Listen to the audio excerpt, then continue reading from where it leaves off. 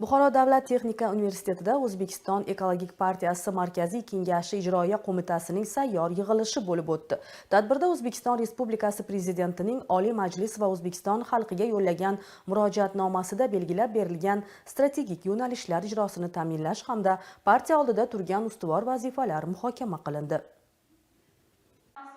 Sayyor yig'ilish avvalida prezident murojaatnomasida belgilangan yangi yo'nalishlar partiya faoliyati uchun dasturamal bo'lishini, shuningdek, ekologik xavfsizlikni ta'minlash, atrof muhitni muhofaza qilish va aholining ekologik madaniyatini yuksaltirish borasida partiya va fraksiya oldida turgan vazifalarga alohida e'tibor qaratildi. Muhokamalar jarayonida Qonunchilik palatasidagi partiya fraksiyasi a'zolari o'z munosabatlarini bildirib, taklif va tashabbuslarni ilgari surdilar.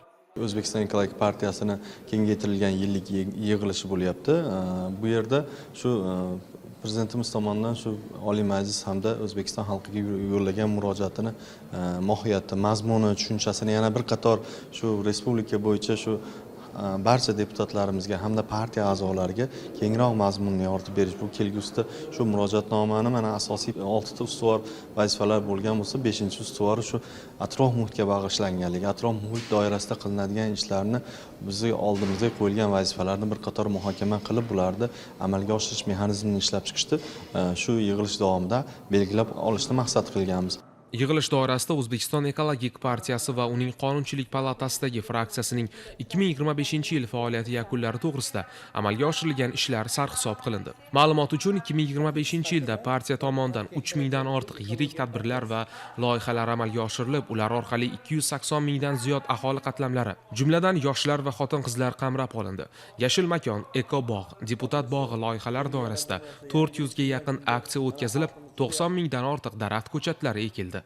Shu bilan birgalikda ekologiya partiyada vazifalari shulardan iborat bo'ladiki, nafaqat atrof muhitni asrash, nafaqat tabiatni asrash, biz uni boyitish bilan shug'ullanishimiz kerak bo'ladi. Muhtaram prezidentimiz shaharlarda oxirgi yillarda ariqlarda suv oqmayotganligi, shunday bo'lgandan keyin umuman Toshkent shahar, qolaversa viloyat markazlarida, shahar markazlarida hattoki ariqlardan suv oqib, farzandlarimiz shu toza ichimlik suvini ko'zi bilan ko'rishligini, u yerga daraxt eksa daraxt qanaqa ko'karish kerakliklarigacha hatto gapirib o'tdilar. Joylarida bo'lganligimizda barcha deputatlar aholi bilan birgalikda, hatto mahallalarga tushib, mahalla bilan birgalikda ishlashimiz kerakligi, mahalliy yetkiliklari bilan birga bo'lishimiz, ularning bo'ynidagi tashvishni biz ham bo'ynimizga olib, shu mahalla bilan birga yashashimiz kerakligini ham hatto aytib o'tdilar.